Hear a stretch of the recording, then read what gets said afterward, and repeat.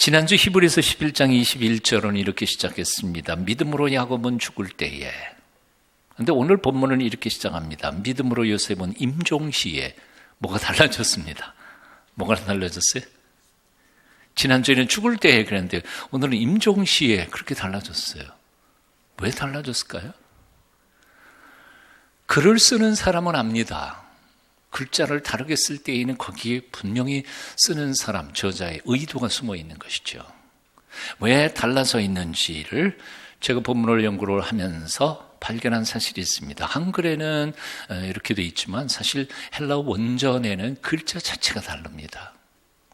다시 말하면 헬라어 원전에서는 전혀 다른 단어를 사용했다는 것입니다. 21절에는 일반적으로 죽는다는 단어인 아포스네스코, 타나토스, 아포스네스코라고 하는 죽음에 대한 죽을 때 그렇게 표현한 것이고요. 22절에서 요셉의 죽음에 대하여는 끝냈다, 완성했다, 종지부를 찍다 하는 어떤 일을 끝내는 것을 표현하는 텔레오라고 하는 단어가 사용된 겁니다. 델류톤이라고 해서요. 이 단어가 쓰인 예들을 소개를 하면 대충 어떤 의미인지 이해가 되실 것 같습니다. 예수님께서 십자가상에서 마지막 돌아가실 때에 마지막 남기신 말씀이 테텔레스타이라는 것입니다. 다 이루었다. 완료 형태인 테텔레스타이. 다 이루었다. 하나님 아버지께서 당신을 이 세상에 보내주셨는데 그 아버지께서 주신 사명을 다 이루었다고 고백하시는 것이죠. 사도 바울도 죽음을 앞두고 편지 속에서 이런 비슷한 용어를 사용하고 있습니다. 디모데후서 4장 7절 이하입니다. 전제와 같이 내가 벌써 부어지고 나의 떠날 시각이 가까웠도다. 나는 선한 싸움을 싸우고 나의 달려갈 길을 어떻게 해요? 마치고 믿음을 지켰으니 거기 마쳤다. 내가 달려갈 길을 다 달리고 이제 내가 할 일을 다 했어요. 자, 그러니까 요셉의 죽음에 대하여 야곱과는 달리 자기의 사명을 완수했거나 인생에 달려갈 길을 다 마친 뜻, 그 의미를 가지고 그의 임종시에라고 표현한 것은 히브리서 기자는 요셉의 죽음이 남달랐음을 자신의 생애의 사명을 다 감당하고 이제 마지막 길을 떠나는 것을 표현하기 위한 수사법이었단 말입니다. 그렇습니다. 그저 명이 다해서 기력이 빠져서 숨을 거두는 것과 자신에게 주어진 사명을 온통 진액을 빼면서 완수하고 그리고 하나님이 데려가시는 삶과는 사실은 똑같이 죽는 것 같지만 차원이 다른 죽음이라는 것이지요. 신명기 34장 7절에 보니까 모세가 죽을 때 나이 120세였으나 그의 눈이 흐리지 아니하였고 기력이 쇠하지 아니하였더라. 모세가 죽을 때 120살이었는데 눈도 흐리지 않았고 기력도 쇠하지 않았다. 눈도 흐리지 않고 기력도 쇠하지 않았는데 왜 죽었습니까? 이유는 딱 하나밖에 없습니다. 사명 끝났으니까 더 이상 이 세상에는 할 일이 없으니까 하나님이 그냥 데려가신 겁니다. 여러분은 어떻게 사시겠습니까? 그리고 어떻게 죽으시겠습니까? 죽을 때가 되니까 기력이 쇠해서 그렇게 죽지 않으시고 마지막 순간까지 달아 없어지는 것처럼 그렇게 최선을 다하여 충성하다가 할 일이 없으니까 하나님께서 데려가시는 멋진 죽음 맞게 되시기를 축원합니다. 요셉은 110년을 이 세상에 살았습니다.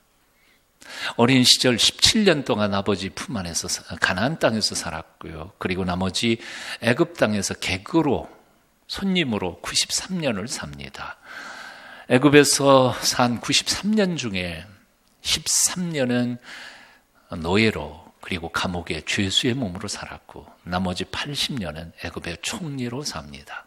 그러니까 80년 동안 애굽의 총리로 산 것만 해도 참 찬란한 생이었다는 생각이 묻지 않아요? 그러나 그 찬란한 생의 80년이 있기 위해서는 그 앞에 엄청난 시련과 고통을 겪어야 했습니다. 어머니는 일찍 돌아가셨습니다. 자기 동생 낳다가 그만 죽지 않아요. 라헬, 어머니 라헬은 베냐민 낳다가 죽습니다. 그리고는 세 분의 계모 밑에서 자랍니다.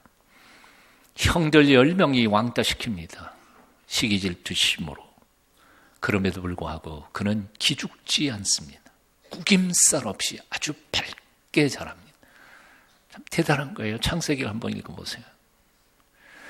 형님들에 의해서 애굽의 노예로 팔려 시위대장 집에서 어린 나이에 노예 생활을 시작합니다. 노예가 무슨 생활이 있겠어요. 그냥 노예지요. 그럼에도 불구하고 그는 단 한 번도 절망하거나 낙심한 적이 없습니다. 창세기를 주의 깊게 읽어보십시오. 요셉의 입에서 불평 한마디 안 나옵니다. 죽을까 말까 자살 생각해 본 게 없어요. 꿋꿋하게 견딥니다. 심지어 주인집 마나님 유혹을 거절했더니 오히려 그 누명을 뒤집어 씌우고 감옥에 들어가서 수년 동안 감옥 생활을 합니다. 감옥 속에서도 그는 좌절하지 않고 오히려 거기가 마치 성전인 것처럼 자기 직업인 것처럼 그 주위에 있는 사람들을 열심히 섬깁니다. 요셉은 아무리 생각해봐도 아브라함도 흠이 많았지 않아요. 야곱도 흠이 많았지 않아요. 예? 이삭도 흠이 많았잖아요. 실수도 많지 않아요. 그런데 요셉은 창세기에 한 번의 흠도 보이질 않아요. 그래서 어떤 사람은 요셉은 예수님의 프로토타입, 예수님의 원형이라 그렇게 생각하는 사람들이 있어요. 예수님의 모습이라. 여하튼 그러다가 요셉은 하루아침에 애굽의 총리 대신이 됩니다. 성경은 그의 형통의 비결에 대하여 다음과 같이 설명하고 있습니다. 창세기 39장 2절 3절이죠. 여러분 한번 같이 읽어보실까요? 함께 읽습니다. 시작. 여호와께서 요셉과 함께 하심으로 그가 형통한 자가 되어 그의 주인 애굽 사람의 집에 있으니 그의 주인이 여호와께서 그와 함께 하심을 보고 또 여호와께서 그와 범사에 형통하게 하심을 보았더라. 흔히 우리는 형통, 영어로 말하면 success, 성공. 우리 한글에서는 형통이라고 번역되어 있지만 사실 영어 번역에서는 성공이에요. 성공을 뭐라고 생각하십니까? 돈 많이 번 거, 그리고 높은 자리에 올라간 거, 권력을 쥔 거, 이걸 성공이라고 생각하죠. 그런데 성경에서는요, 특별히 요셉에 관계된 창세기에서는 성공을 그렇게 말하지 않습니다. 성공은 뭐라고 정의하느냐면 여호와 하나님이 그와 함께 있는 것이 성공이라고, 형통이라고 말합니다. 즉 전능하신 하나님께서 함께 계신다면 그 어떤 역경이나 시련도 모두 다 형통의 길이 될 수 있다는 것이죠. 형들에게 왕따 당하는 것도 하나님 안에서는 형통의 길이었습니다. 형들에게 미움받아 노예로 팔린 것도 형통의 길이었습니다. 주인 여자의 유혹을 거절하여 억울하게 감옥에 갇힌 것도 그것조차도 형통으로 향하는 길이었다 그 말이에요. 뒤집어서 한번 생각해 보십시오. 만일 형들에게 미움을 받지 않았더라면, 그래서 애굽의 노예로 팔리지 않았더라면, 시위대장 부인의 유혹이 없었더라면, 그것을 거절하지 않았더라면, 억울하게 감옥에 들어가지 않았더라면, 가나안 땅의 촌 양치기 꼬마 아이가 어떻게 당대의 최대의 제국인 애굽의 총리 대신이 될 수 있었겠어요? 곰곰이 생각해 보면 그 모든 시련과 역경이 다 하나님이 그를 총리 대신을 시키고자 연단의 과정으로 이끌어 가신 여정이었던 거죠. 그 전체가 형통의 길이었단 말이에요. 이렇게 볼 때 그가 당한 모든 시련과 고통이 하나님께서 요셉을 이끌어 가신 형통의 길이었다는 것입니다. 그러므로 사랑하는 여러분, 여러분이 요즘 좀 너무 힘들고 너무 고달프더라고 불평하지 마십시오. 좌절하지 마십시오.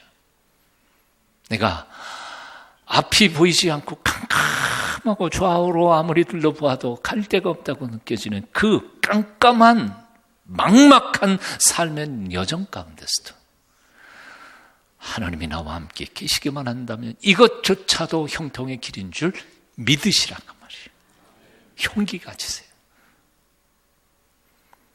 끝까지 참고 견디십시오.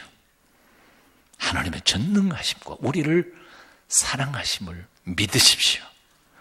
로마서 8장 28절은 말씀하지 않습니까? 하나님을 사랑하는 사람들, 곧 그 뜻대로 부르심을 입은 사람들을 위하여 하나님께서는 모든 것을 합해서 가장 좋은 것을 만들어 가고 계십니다. 자, 그러나 요셉의 이야기는 그의 형통으로 끝나지 않습니다. 그보다 더 깊은 하나님의 계획을 우리는 요셉의 이야기 속에서 발견합니다. 창세기 45장을 보면 요셉은 자기를 팔아넘긴 형들, 결코 용서할 수 없었던 그 형들을 용서하면서 고백합니다. 창세기 45장 5절부터 8절까지를 보면 이런 기록이 있어요. 당신들이 나를 이곳에 팔았다고 해서 근심하지 마소서, 한탄하지 마소서. 하나님이 생명을 구원하시려고 나를 당신들보다 먼저 보내셨나이다. 하나님의 큰 구원으로 당신들의 생명을 보존하고 당신들의 후손을 세상에 두시려고 나를 당신들보다 먼저 보내셨나니 그런즉 나를 이리로 보낸 이는 당신들이 아니요 하나님이시라. 사실 요셉을 애굽의 노예 상인에게 팔아넘긴 건 누구예요? 하나님이에요, 형들이에요? 당연히 형들이죠. 요셉의 형들이 왜 팔아넘겼어요? 시기 질투심 때문이에요. 예? 아버지가 걔만 좋아하니까요. 이놈의 자식 없는 게 좋겠어요. 본래는 죽이려고 그러다가 죽일 수 없으니까 팔아넘긴 거 아니에요. 세상에 못할 짓이 뭐예요? 사람 인신매매 아니에요. 그것도 사랑하는 동생, 배다른 동생이라고 그렇게 팔아넘길 수가 없는 거 아니에요. 그러니까 이것은 죄악 중에서 결코 용서받을 수 없는 죄악이에요.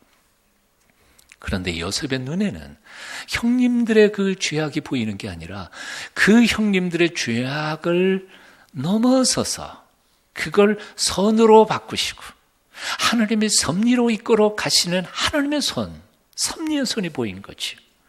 그리고 하나님이 그 섭리를 위하여 자신을 그 고통과 시련의 과정 속에서 자기의 가족들을 살려내기 위한 자기에게 주신 사명을 또한 본 것입니다. 사명까지 본 거예요. 그는 이렇게 고백합니다. 형님들이 나를 보낸 것 같지만 실은 하나님께서 나를 먼저 보내신 것입니다. 이 모든 것이 바로 우리 온 집안, 이 백성들을 구원하기 위한 하나님의 섭리였습니다. 그리고 그 섭리를 이루기 위하여 내가 이토록 고생하고 어려움을 당한 것도 바로 하나님이 내게 주신 사명이었던 셈입니다. 사명이에요. 요셉은 자신이 겪었던 모든 시련과 역경 속에서 하나님의 섭리를 발견했습니다. 시련과 역경 속에서뿐만 아니라 그 시련을 통하여 얻은 애굽의 찬란한 영광 속에서도 하나님의 섭리와 하나님의 약속을 보았습니다. 그리고 그 과정 속에 자신이 겪어야 할 모든 것이 바로 하나님이 자기에게 주신 사명의 길인 것을 깨닫게 된 것이었습니다. 그러니까 우리가 요셉의 어려서부터 하나님이 보여주신 그 꿈, 이걸 출세를 위한 꿈으로만 해석해서는 안 돼요. 어렸을 때 그가 하나님이 보여주신 꿈이 있었잖아요. 12집단이 자기에게 절하는 거죠. 그 다음에 해와 달과 12별이 자기한테 절했어요. 그러면 출세하는 걸로, 형통하는 걸로 알지 않아요. 그러나 사실은 그 꿈은 그의 출세를 위한 꿈이 아니라 이 민족을 구원하기 위한 하나님의 섭리에 대한 꿈이었고, 그 섭리를 이루기 위하여 자기가 고난과 역경을 다 걸어가야 할 사명에 대한 꿈이었던 셈입니다. 그래서 그는 어떤 고난 속에서도 불평하지 않았습니다. 그리고 애굽의 총리가 된 이후에도 그는 결코 교만하지 않았습니다. 애굽의 영광에 눈이 멀지 않았습니다. 자신의 인생을 이끌어 오신 하나님의 언약의 약속과 그의 임재 앞에 자신이 어떻게 죽어야 하고 그리고 그들의 후손들이 어떻게 살아갈 것인지를 미리 비전으로 보고 있었던 것이지. 그래서 그는 죽음 임종시에 바로 그 언약의 말씀을 자손들에게 남겨놓고 있는 것입니다. 이것은 마치 예수님께서 사명을 다 끝내고 테텔레스타이. 다 이루었다 말씀하시는 것. 사도 바울이 내가 달려갈 길을 달리고 내가 할 일을 다 마쳤으니 하는 고백과 똑같은 고백이죠. 하나님 제게 주신 사명이 이제 다 이루어 놓았습니다. 내 가족들을 이리로 이끌고 와서 장차 여기서 이스라엘 백성들이 번듯한 나라를 형성할 충분한 힘을 얻기에 합당한 인큐베이터. 이스라엘 민족이 60만 대군을 형성할 수 있는 바로 요람을 만드는 사명. 저는 이제 다 했습니다. 이제 다 했습니다. 저는 떠날 때가 된 것 같습니다. 여한이 없습니다. 테텔레스타이. 주어진 사명을 온전히 다 이루고 떠나면서 요셉은 두 마디를 후손들에게 남겨놓습니다. 그 첫 마디는 애굽을 떠나라. 두 번째는 떠날 때 내 뼈도 함께 가져가라. 오늘 본문 함께 같이 읽어봅니다. 시작. 믿음으로 요셉은 임종시에 이스라엘 자손들이 떠날 것을 말하고 또 자기 뼈를 위하여 명하였으며, 떠날 것을 말하고 할 때 그 떠날 것이라는 말은 헬라 원전에서 엑소도스라고 표현합니다. 헬라 원전 그예요. 영어로 엑소도스 똑같은 말이에요. 엑스란 말은 out of, 몸으로부터 밖으로라는 뜻이고요. 뒤에 붙은 호도스란 말은 호도스란 말은 길이라는 뜻이에요. 그러니까 엑소도스란 말은 밖으로 난 길이라는 뜻이에요. 어디서부터 밖으로 난 길이에요? 애굽에서부터 밖으로 난 길입니다. 이집트를 탈출하는 길, 그게 바로 엑소도스이고, 그래서 이 영어로 엑소도스는 출애굽이라고 말합니다. 요셉은 죽어가면서 후손들에게 엑소도스를 말합니다. 떠나라. 이 요셉의 유언은 창세기 50장 24절 25절에 더 정확히 표현되고 있습니다. 여러분 또 같이 제가 읽어보겠습니다. 요셉이 그의 형제들에게 이르되 나는 죽을 것이나 하나님이 당신들을 돌보시고 당신들을 이 땅에서 인도하여 내사 아브라함과 이삭과 야곱에게 맹세하신 땅에 이르게 하시리라 하고, 요셉이 또 이스라엘 자손에게 맹세시켜 이르기를 하나님이 반드시 당신들을 돌보시리니 당신들은 여기서 내 해골을 메고 올라가겠다 하라 하였더라. 맹세를 시킵니다. 이 돌보신다, 하나님이 돌보신다 이 단어는 영어로 직역해서 번역하면 visit라는 말이에요. 방문하신다, 찾아오신다. 지금은 홀로 있는 것 같지만 때가 되면 하나님이 너희를 찾아오실 거다. 그리고 너희를 돌보실 거다. 그리고 여기서 고생이 아니라 하나님이 우리 할아버지 아브라함, 이삭, 야곱에게 약속하셨던 그 가나안 땅으로 너희를 다 이끌어갈 것이다. 그때가 되면 나도 백골이 돼 있을 텐데 그 뼈 잊지 말고 다 파내서 내 고향 땅, 바로 하나님이 약속하신 그 땅에 모두 다오 하고 유언하고 있는 것입니다. 한마디로 말해서 요셉은 지금 자신의 죽음을 바라보고 있는 후손들의 눈을 미래에 하나님의 역사하실 것으로 그 시선을 돌려놓고 있습니다. 죽어가는 나를 볼 필요 없어. 그리고 죽는 나를 보면서 절망할 필요가 없어. 왜? 하나님이 너희를 다시 찾아오실 텐데, 그가 우리 조상 때부터 약속하셨던 그 언약을 이루실 텐데 너희는 여기서 떠나야 한다. 떠날 때 내 뼈도 잊지 말아다오. 요셉은 애굽의 총리였습니다. 그의 지혜로운 통치로 애굽 사람들은 7년 동안 대흉년에서부터 벗어날 수 있었습니다. 사실은 부강한 제국을 건설할 수 있었습니다. 그래서 애굽 사람들은 그를 존경했습니다. 객이었지만, 손님이었지만. 얼마나 존경했든지 요셉의 아버지 야곱이 죽었을 때 애굽 전 국민이 70일 동안 애곡했다고 창세기 기록하고 있습니다. 며칠이요? 70일이요. 이건 한 왕에게 대한 고백이에요. 아버지 야곱이 죽었을 때 70일을 슬퍼하며 울었다면 그 본인인 자기들의 총리인 요셉이 죽었을 때 며칠이나 울었을까? 아마 태탄했을 것 같아요. 그런데 죽음에 직면했던 이 요셉은 거기에 미련 하나 두지 않습니다. 견눈질 하나 하지 않습니다. 요셉은 어쩌면 이렇게 말할 수도 있었을 것입니다. 내 무덤을 피라미드처럼 어느 누구의 무덤보다 크게 만들어라. 그리고 내가 했던 80년 동안 지적사항을 내 무덤 앞에 비를 세워 기념비를 세워라. 그리고 자식들을 향해서는 내 아들아, 내 딸들아, 내가 이 부와 영광을 얻기 위하여 얼마나 고생했는지 아냐. 절대로 이 땅 떠나지 마라. 이 땅을 지켜. 그런데 요셉은 그렇게 하지 않았습니다. 오히려 간곡하게 당부합니다. 이 땅을 떠나라. 이 땅은 결코 너희들이 영원히 살 땅이 아니다. 여기 정붙이지 마라. 나는 비록 지금 죽어가지만 하나님께서 너희를 찾아오셨어. 너희를 약속하신 그 땅으로 인도하실 것이다. 나는 너희와 함께 지금 갈 수는 없지만 내 뼈 함께 가서 그 언약의 땅에 묻어다오. 요셉에게 있어서 가장 중요한 유산, 그것은 권력도 아니었고 재물도 아니었고 명성도 아니었습니다. 조상 때부터 물려받은 신앙이었습니다. 하나님의 언약이었습니다. 그리고 그 언약의 핵심은, 키는 바로 가나안 땅, 약속의 땅이었습니다. 내 뼈도 데려가다오.